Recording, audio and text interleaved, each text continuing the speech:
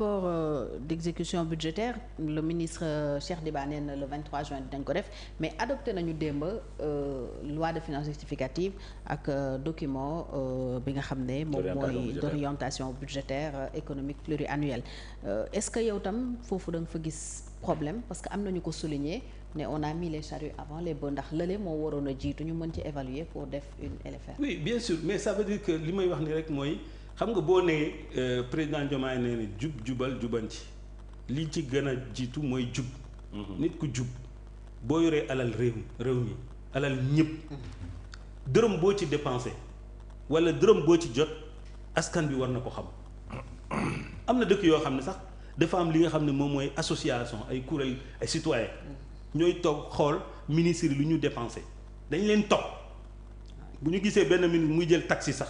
wala mu dem ci benn restaurant bu cher day ñëw xool est-ce que xaalisu poche la jógee wala xaalisu réew mi la c'est dans les pays comme Norvège comme Suède et cetera donc yow mënoo yoree alal réew mi di ko bugg a def comme affaire secret moomuloo ko donc ça c'est déjà c'est même pas du problème économique c'est une question de transparence problème jub la nit bu jub du nëbbatu day transparence bi maanaam wone li ngay def loolu dafa bokk ci jub parce que koo xam ne jubul mooy koo xam ne day am lu muy nëbb donc loolu ça veut dire quelque part aussi est-ce que slogan bu président Diomaye génn jubal jubanti boobu est-ce que dafa am ñaari gouvernement boo xam ne c'est plus appliqué à ce gouvernement te kenn gisul gouvernement boobu wala gouvernement bi nga xam ne moom moo fi nekk muy def loo xam ne jub bokk ci donc c'est vraiment dommage et je pense que et puis fondamentalement soxna Fatou état du comme entreprise ni ngay doxal sa entreprise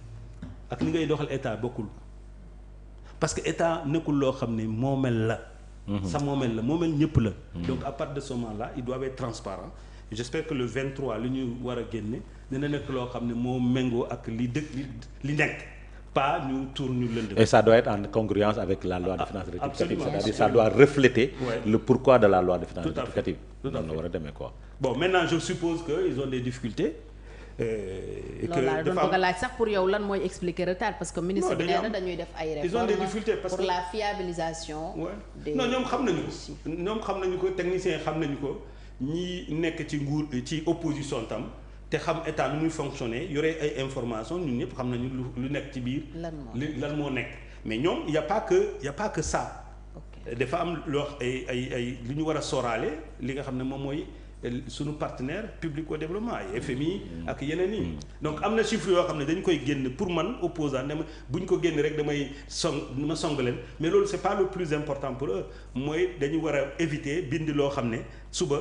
ñu gën a dégrader la note du Sénégal donc c'est des problèmes qu'ils ont mais ils n'ont qu'à expliquer dire que lii moo tax peut-être mënuñu wax lépp mais du waruñu wax loo xam ne méngoowul ak dëgg c'est ça un homme d'État lépp looy wax dafa war a méngoo ak dëgg mun nga bañ a wax lépp nag mais am na yoo xam ne boo koy wax da nga ko war a wax ci fi nga ko war a waxee. mais pourtant premier ministre loolu la doon prôné moo tax nee na sax mu def la déclaration bi mu def en septembre 2024 pour wax ne dafa am ay bor yu ñu nëbboon falsification ak yooyu. mais aujourd'hui ils ne font pas pourquoi mais c'est sur ci li bari loo xam ne wax nañu ne dinañu ko defuñu ko donc ils sont rattrapés par leur propre logique gis nga nit boo nekkee nit koo xam ne da ngay soox benn tànk. nga jëkk-jëkk rek bëgg a dox comme ku musul soox mais daf lay indi ay jafe-jafe donc dañoo génn ci xeet ñoom li ñu doon incarné bi ñu eggee ci pouvoir nekk leneen loolu mooy seen feebar ñoom te loolu feebar boobu pour ñu gañ ko gaaw ko faj dina jafe-jafe loolu. alors tey su ma la laajoon ci en ramassé Sénégal ci ban situation la nekk selon yow situation économique bi ñu nekk nan nga koy qualifier. ben li ñuy wax ni mooy. morose maanaam comme bi instant bi morosité économique ku luy waaj a dee luy sukuraak daal waaw parce que xam nga damay wax toujours te ñi bari duñu ko comprendre léeg-léeg da ngay dégg nit ñu ne la du état mooy créer emploi wala du état mooy créer richesse gis nga am na benn information bi ma jot démb état américain jox na 120 milliards la société OpenAI pour mu former muy équiper seen militaires yi ak seen service de sécurité. l'intelligence artificielle. xam nga kan mooy premier client ci état. mooy ci benn dëkk état la. am na man mun naa jëndi je suis un consommateur. mais le plus gros consommateur nga xam ne am na paquet xaalis. mooy l'état donc état su fekkee mënatul commander dara day impacté wu ci com bi. te état fu mu nekk nii talul sax dépense boppam. ba di mun a dem jëli ay bor pour mun a tabax ay yoon. def ay appel d'offre taluñu sax yooyu. mais def nañu benn kii emprunt obligataire bu ñuy lancé tey.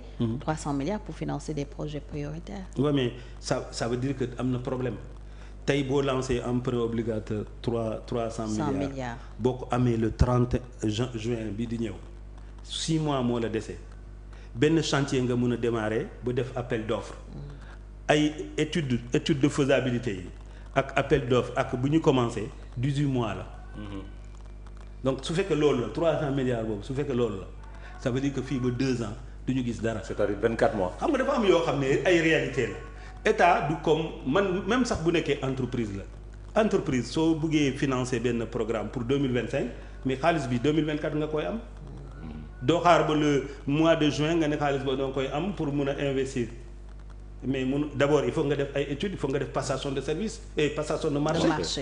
kon loolu yëpp dafay jël ay temps donc ça veut dire que quelque part depuis l'année dernière ba léegi nguur bu bees bi fi nekk deful dara ci investissement. loolu mooy dëgg. defuñu fi dara loo xam ne moom mooy investissement tabaxuñu defaruñu lépp lu ñu fi fekk moom la ñu eggali. amul beneen projet bu démarré donc ça veut dire que su fekkee loolu la ñu koy def et puis du 300 milliards la ñu war a leb. pour investissement parce que ñoom dañu ne ci stratégie nationale 2025-2029 waaw dañu ne dinañu mobiliser lu mel ni 5 000 milliards. 5 000 milliards waaw. donc ça veut dire que at bu nekk 1000 milliards. ñu ngi soog a wax 300 milliards. des na 700 milliards yi fu ñu koy jëlee.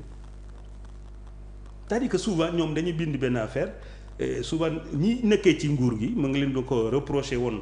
ñoom Adama bi ñu nekkoon ci nguur ñi nekkoon ci nguur gi dañuy yaakaar ne ñi leen dëggul di leen seetaan xamuñu dara mais les gens savent comment les choses se passent donc ça veut dire que fu mu nekk nii comme bi baaxul comme bi fu muy jëm sax baaxul te tey boo xoolee entreprise yu bari parce que man domaine boobu laay liggéey entreprise yu bari ñu ngi daw Sénégal. oui di dem ci sous-région bi. te boo xoolee investissement yi maanaam xaalis yu bari yi jógee ci bitim réew fan lay daanu léegi Mauritanie. fan lay daanu léegi Guinée. fan lay daane léegi Côte d'Ivoire donc ça veut dire que ñun fu ñu nekk nii ni ngi xool xaalis bi ñu ngi ñu romb li nga xam ne moom mooy bitim réew.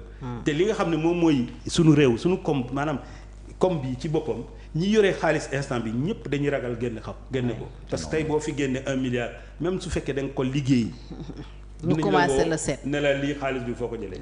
donc ça veut dire que les gens duñ dépenser ci fii donc consommation bi di ralentir. ça veut dire que ñàkk liggéey bi day gën a yokk. oui chômage bi te ñu ngi xaar ci chiffres yi on verra que peut-être d'ici 1 an 2 ans au lieu que xëy ndaw yi yokk mais day gën a wàññeeku. par rapport à ce que Macky Sall doon def fii ci réew mi.